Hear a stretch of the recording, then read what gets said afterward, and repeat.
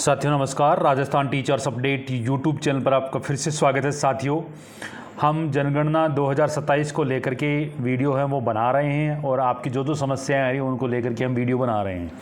आज का वीडियो हमारा रहने वाला है वो HLO ऐप में एक अपडेट आया है और इसमें हम बात करेंगे कि आपकी SCID है वो डाउनलोड हुई या नहीं हुई, आपके जो 34 क्वेश्चन हैं उनके आंसर आपको कैसे देने, क्योंकि ये समस्याएं आज है वो दिन भर मेरे सामने आई और बहुत सारे जो साथी हैं प्रगणक हैं उनको दिक्कत आ रही थी कि कैसे कि इसमें क्या भरना है, भवन क्रमांक क्या भरना है और कच्चा मकान किसको दिखाना है, पक्का किसको दिखाना, वो सारी डिटेल आपको इसमें बताएंगे कि 34 क्वेश्चन है उनके उत्तर कैसे देने हैं। और डाटा सिंक करने से पहले एक बार हमें क्या देखना ज़रूरी है वो सारी जानकारी आपको इस वीडियो के दौरान वो मिलेगी।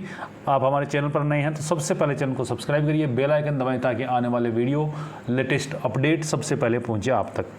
तो साथियों, यहाँ पर आप देख पा रहे हो HLO जो ऐप है उसमें आज एक अपडेट है वो आया है और आपके सामने आया नहीं आया तो आ जाएगा, और अगर आपने चालू कर लिया तो आ गया होगा। तो आते ही सबसे पहले इसको क्या कर देना है, आपको अपडेट करना है। ये इंपॉर्टेंट बात है कि आपको इसको अपडेट करना है। उसके बाद में आपको पिन लगा करके आप इसको क्या कर लोगे, लॉगिन कर लोगे।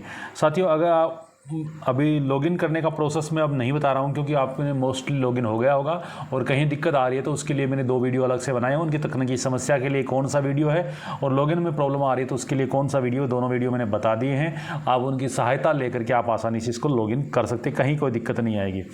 जैसे आप लॉगिन कर लोगे तो उसके सामने सबसे पहले आपके सामने इस प्रकार का पेज खुल करके आ जाएगा।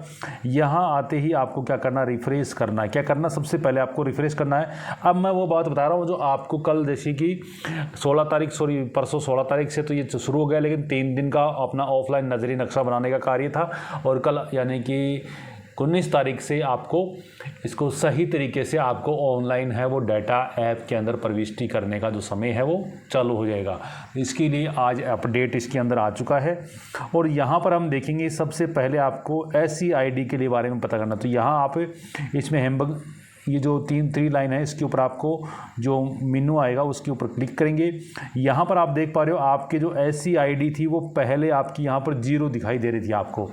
अब यहाँ पर इसमें संख्या आ गई, जैसे कि इसमें मेरे 24 है वो आई है। अब आपके भी इसमें कुछ न कुछ संख्या ज़रूर आई होगी और यहाँ पर आप देखोगे कि SCID डाउनलोड हुई, इसमें कितनी संख्या दिखा रखी है, 24। अभी आप ये कहोगे कि ये डाउनलोड नहीं हो रही हैं, तो मैं आपको बता दूं कि SCID है वो अभी किसी की डाउनलोड नहीं हो रही हैं। अगर डाउनलोड का इसमें ऑप्शन आता तो ठीक है, नहीं तो हम जैसे ही घर जाएंगे तो जिस व्यक्ति के लिए घर पे हम एंट्री कर रहे हैं उस व्यक्ति से और हमें SCID पता करनी है कि आपकी SCID क्या है और वो जो बताएं उसके आधार पर हमें कार्य करना है। अगर किसी ने SCID नहीं बताई तो हमें उसका वैसे ही सर्वे करना है जैसे अन्य का करना है। लिस्ट हमारे पास में जब आएगी तब हम उसका देखेंगे कि किस प्रकार से वो लिस्ट है वो आएगी, लेकिन अभी ये डाउनलोड नहीं हो रही, संख्या दिखाने लग गई कि ये आपकी कितनी संख्या है SCID। उसके बाद में साथियों आपके पास में इस प्रकार का इंटरफेस खुल करके आ जाएगा और यहाँ पर आपको देखो भवनों की संख्या और जनगणना मकानों की अपेक्षित संख्या, ये दोनों संख्या आपको भरनी होंगी कार्य करने से पहले। तो आपको जो आपने नजरी नक्शा बनाया है 3 दिन में लेआउट बनाया उसमें भवन संख्या कितनी है और जनगणना मकान संख्या कितनी है तो वो आपको भरनी है। साथ ही इसमें बता दूं, अगर इसमें कोई माइनर मिस्टेक रह जाती है तो ये बाद में भी अपडेट हो जाएगी। ये मैं आपको बता रहा हूँ क्योंकि इसमें अपडेट का ऑप्शन है लास्ट में भी तक, तो इसमें कोई दिक्कत वाली बात नहीं रहेगी। तो आपको इसको थोड़ा सा ध्यान से कर सकते हो। उसके बाद में ये भरने के बाद में मकान सूचीकरण कार्य इसके ऊपर हम चलेंगे। जैसे ही आप इसके ऊपर जाओगे तो आपके सामने इस प्रकार के 6 इंटरफेस खुल करके आ जाएंगे। यहाँ पर आपको क्या करना है, सबसे पहला कार्य है मकान सूची की प्रविष्टि, इसके ऊपर आपको क्लिक कर देना है। जैसे ही आप इसके ऊपर क्लिक करोगे तो लाइन नंबर जो आएंगे, मैंने वीडियो अलग से बता दिया, लाइन नंबर ऑटोमेटिकली आएंगे। आपको इसका कुछ भी नहीं करना, लाइन नंबर का यहाँ पर गली या मोहल्लों से नहीं है, सड़क से नहीं है। उसके बाद में आपको 2 नंबर का ऑप्शन आएगा भवन नंबर, इसका आपको बहुत इंपॉर्टेंट तरीके से आपको करना क्योंकि इसमें कुछ साथी कन्फ्यूजन हो रहे हैं। पहली बात तो भवन नंबर क्या रहेंगे, तो भवन नंबर है वो 1, 2, 3, 4, 5, 6, 7 ऐसे रहेंगे। कुछ साथी हैं वो परगना का वो इस प्रकार से बता रहे थे कि भवन नंबर 001 से शुरू होंगे, लेकिन ये गलत है। भवन नंबर 1, 2, 3, 4 से शुरू होंगे। दूसरी बात है इसमें, अगर आपने भवन नंबर है वो आपको दोहराने हैं, यानी वही जैसे आपने 4 नंबर भवन लगा दिया और वही आपको दोबारा दिखाना है, तो आपको ये दोहराने वाला इसके ऊपर क्लिक करने से पहले यहाँ से आपको सेलेक्ट करना होगा, जो पहले से फीड होगा उसी के ऊपर टिक करना, उसके बाद में दोहराए पे क्लिक कर देना है, यानी कि दोहराना है। तो इसके ऊपर आपको जो सेलेक्ट करके वो जो दोहराना वो हो जाएगा, और नहीं आप अगली संख्या दर्ज करके वो आप आगे कुछ भी नहीं करना। आपको दोहराने वाला बटन तभी दबाना है जब आपको पहले से जो भवन संख्या है वो चूज करी है और आपको इसको दोहराना होगा, अन्यथा आपको दोहराने यहाँ पे भवन नंबर इंटर करना है और उसके बाद में कोई दोहराने वाला बटन काम में नहीं लेना है। कुछ साथी ऐसे कह रहे थे कि हमने भवन नंबर लगा दिया, जैसे कि इसमें भवन नंबर तो अगला लगा दिया, दोहराने वाला क्लिक कर दिया तो इसमें दिक्कत हो गई। तो आपको मैं बता दूं, भवन नंबर अगर आपको नहीं दोहराना है तो यहाँ पे दर्ज करना है। क्या करना, आपको यहाँ पे दर्ज करना और उसके बाद में कुछ नहीं करना, सीधे जनगणना मकान नंबर पे आ जाना है। अगर दोहराना है तो ही सेलेक्ट करके आपको दोहराए पे क्लिक करना है। जनगणना मकान के लिए मैं साथियों आपको बता दूं, आपको इंटर नहीं करना है, ऑटोमेटिकली आएगा। अगर एक भवन में एक ही जनगणना मकान है तो ये इंपॉर्टेंट बात है आपकी, अगर एक भवन में एक ही है तो नया पे क्लिक करना, अपने आप आ जाएगा, आपको कुछ भी नहीं करना। जनगणना मकान आपके 0001 से शुरू होंगे, ये इंपॉर्टेंट बात आपकी रहेगी। अगर एक भवन के अंदर जनगणना मकान एक से ज़्यादा हैं तो आपको यहाँ पे दोहराए वाले पे क्लिक करना है और पहले से जो जनगणना मकान है वो इसके ऊपर कौन सा जनगणना मकान आपको दोहराना वो सेलेक्ट करना होगा। उसके बाद में आपको अगले पे दबाना है। नया वाला तभी दबाना है जब आपके जनगणना मकान है उस भवन में एक ही होगा, तो आपको नया दबाना है। ये इंपॉर्टेंट बात आपको ध्यान में रखनी है। साथ में जनगणना के क्रमांक वो 0001 से शुरू होंगे और जैसे 10 आएंगे तो 0010 हो जाएंगे, अगर जैसे 100 आएगा तो 0 से शुरू हो जाएंगे। इसमें आपको कोई दिक्कत वाली बात है वो नहीं है। ऐसा नहीं होगी आप 10 आ गए तो 0010 कर दोगे, आपको 000 में से 1 0 हट जाएगा, 10 आ गई तो फिर अगर 100 आ गए तो 1 0 फिर हट जाएगा, 1 0 ही बचेगा। ऐसे आपको करना है। उसके बाद में आपको जैसे इस प्रकार का ये करने के बाद में आप आगे चलेंगे तो आपसे ये पूछेगा ऐसी आईडी के संदर्भ में कि ऐसी आईडी है या नहीं है। अगर ऐसी आईडी है उस घर से जब पूछेंगे तो आपको जो 12 डिजिट की ऐसी आईडी है वो आपको मैनुअली दर्ज करनी होगी, और दर्ज करते ही आपके सामने इस प्रकार की क्वेश्चन है उनके पहले से आ जाएंगे। इसमें कोई क्वेश्चन है उसमें आपको ऐड करना है, एडिट करना है तो आपको उसको संपादित करना है, रद्द करना है तो रद्द कर सकते हैं, और उसके बाद में अगर सही है तो पुष्टि करेंगे। इस प्रकार से आपके 34 क्वेश्चन है उनको आपको एक एक को पढ़ करके उसको आपको अगर पुष्टि करनी तो पुष्टि, रद्द करना तो रद्द, और एडिट करना तो उसको संपादित करेंगे, और संपादित करने के बाद में आपको इनकी पुष्टि कर देनी है। ये होने के बाद में आपको वापस से आ जाना और यहाँ से अगला क्वेश्चन, अगर ऐसी आईडी नहीं है तो आपको नहीं वाले पे क्लिक करना है और बिना ऐसी आईडी कार्य करना है। यहाँ पर आप देखो सबसे पहले जनगणना मकान के अंदर फर्श में प्रयुक्त है वो क्या दिखाना है। इसमें इंपॉर्टेंट साथियों ये हो सकता है कि पक्का मकान है उसमें भी फर्श मिट्टी का हो सकता है, ये इंपॉर्टेंट चीज़ है। क्योंकि हमने जहाँ कई जगह ऐसे देखे हैं जैसे कि कुछ अपने स्टोर के लिए आपने जैसे पक्के मकान ऊपर टैन लगा रखी हैं, लोहे की लगा रखी हैं, और नीचे फर्श है वो उसके अंदर नहीं डाल रखा है, तो उस कंडीशन के अंदर जैसे कहाँ पे कोई बिल्डिंग का काम चल रहा है वहाँ पे स्टोर बना दिया उन्होंने अगलों ने अपना सामान रखने के लिए, तो वो मकान है वो पक्का होगा, लेकिन वहाँ पर उस भवन है वो भी पक्का होगा, और लेकिन वहाँ पर उसका फर्श कच्चा भी हो सकता है। तो आप ये मत सोचिए कि मकान पक्का है और फर्श कच्चा है, इसमें आपको कन्फ्यूज़न नहीं रहना है। उसमें लकड़ी, बांस, पक्की ईंट, पत्थर, सीमेंट जो भी है उसके अंदर काम में आएगा वो करना है। और यहाँ पर उसके बाद में अगला प्रश्न जो आपका आ जाएगा, मकान की दीवार में क्या काम में लिया गया है।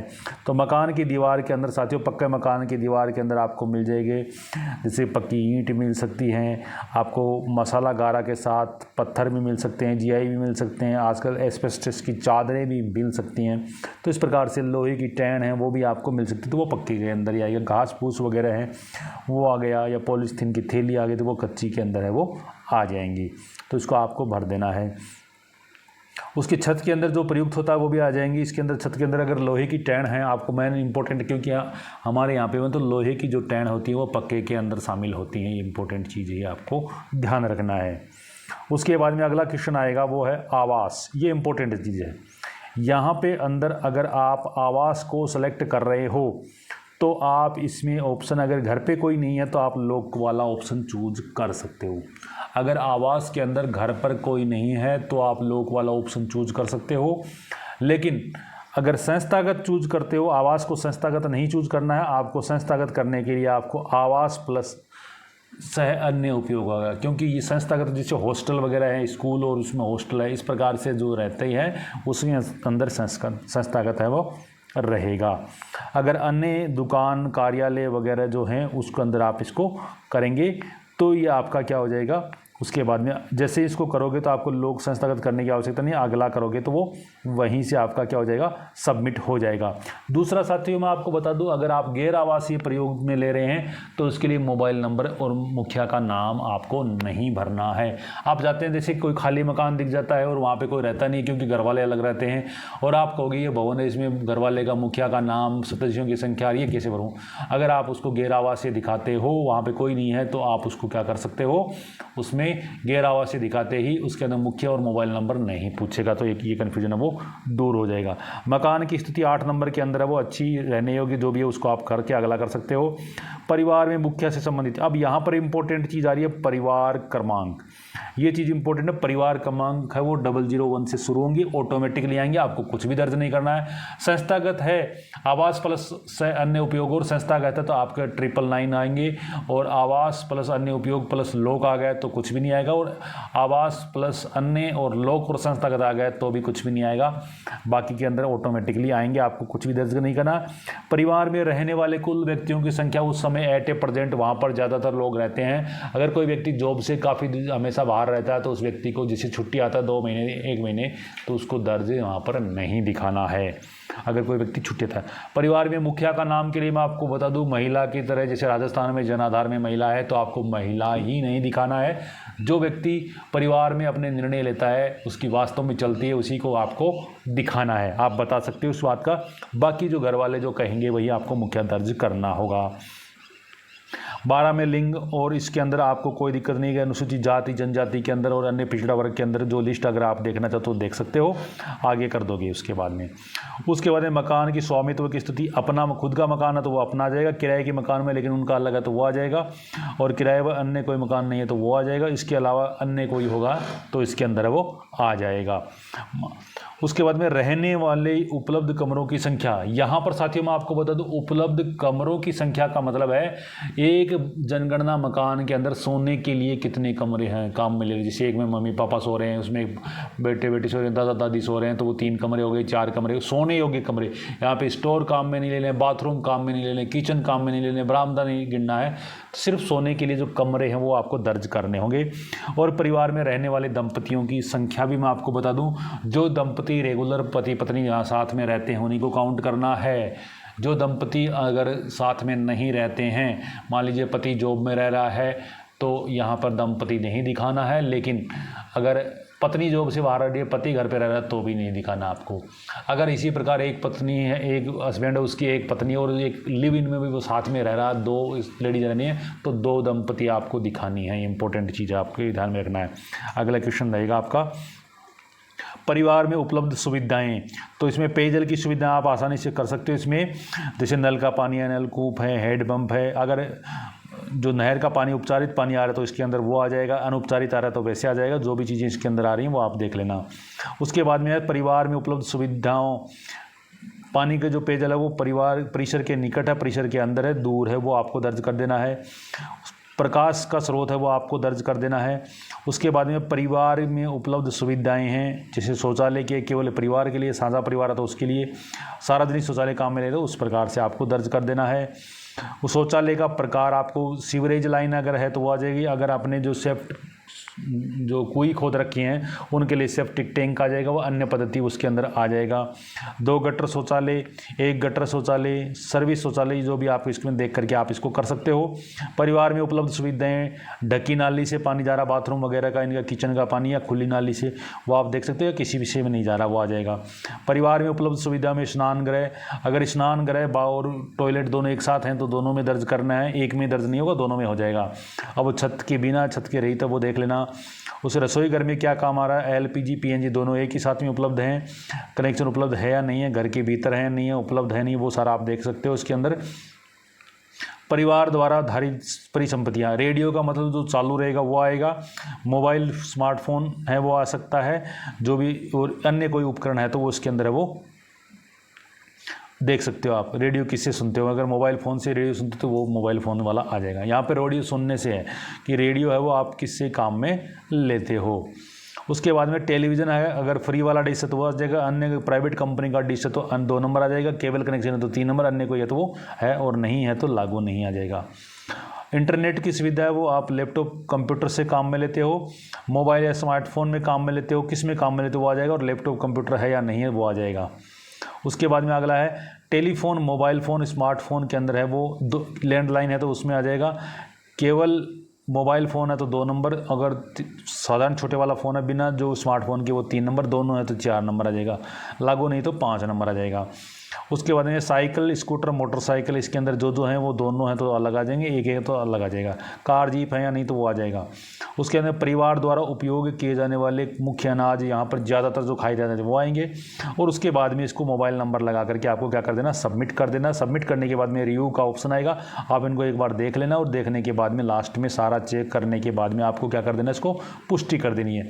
अब साथियों डेटा अपडेट करें, ये दूसरा ऑप्शन आ जाएगा। बीच के अंदर आपको जाना ऊपर होम वाला बटन रहेगा, उस पर आ जाएगा, डेटा अपडेट वाले पे जाएंगे तो आपके सामने इस प्रकार का डेटा आ जाएगा।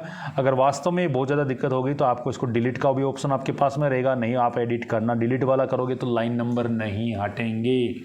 अगर आपने डिलीट किया है तो लाइन नंबर है वो कंटिन्यू रहेंगे, वो चेंज नहीं होंगे, ये आपको थोड़ा सा ध्यान रखने लाना है। उसके बाद में इसको एडिट करना चाहते हो तो यहाँ से इसको एडिट कर सकते हो। और अगर ये आपने डाटा अपडेट करे हैं तो ये अगर आपने लॉक किया हुआ है, जैसे किसी स्थिति है इस घर के अंदर आप गए, उसको लॉक दिखा दिया, भवन नंबर जो भी है उसको लॉक दिखा दिया, तो आप इसको यहाँ से एडिट कर सकते हो और वापस इसके अंदर डिटेल करके पुष्टि कर सकते हो अगर आपने पहले लॉक दिखा दिया है तो। डेटा सिंक करेंगे, सिंक करने से पहले आपको देखना है डाटा को पूरी तरीके से जांच लेना है कि इसमें अब कोई त्रुटि नहीं रही है, तभी आपको डेटा सिंक करना है। सिंक करने से पहले एक त्रुटि जांच कर लेनी है, साथ में आपको क्या जांच कर लेना, फ़ोन का नेटवर्क है वो अपडेट रहना चाहिए, फुल नेटवर्क के अंदर ही आपको डेटा सिंक करने हैं। डेटा सिंक पे जाओगे तो आपको जो डेटा दिखाई देंगे कि ये इन डेटा को सिंक करना है।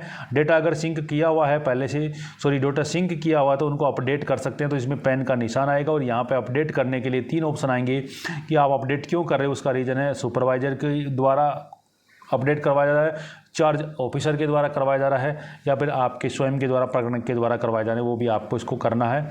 उसके बाद में अगला सारांश देखने के लिए यहाँ पर आ जाएंगे, उसमें पूरी डिटेल आपको दिख जाएगी। इसी प्रकार आप आगे चलेंगे तो आपको क्या आ जाएगा, सिंक करें। डेटा सिंक करेंगे तो डाटा चेक करने के बाद में यहाँ पर इस प्रकार का पेज आएगा, आपको यहाँ पे टिक का निशान कर देना, यहाँ पर आपको हाथ से अपने पेन पे सिग्नेचर करने और यहाँ से आपको क्या करना है, सिंक करने के लिए सबमिट कर देना है। इस प्रकार से साथियों आपको HL आपके अंदर 34 क्वेश्चन भरने हैं। आपको SEID को किस प्रकार से देखना है, क्या क्या करना है, भवन नंबर कैसे करना है, मकान नंबर कैसे रहेंगे, पूरी डिटेल आपकी जानकारी आपको दी। वीडियो अच्छा लगे तो आप इसको शेयर ज़्यादा से ज़्यादा करना। धन्यवाद साथियों, जय हिंद, जय भारत।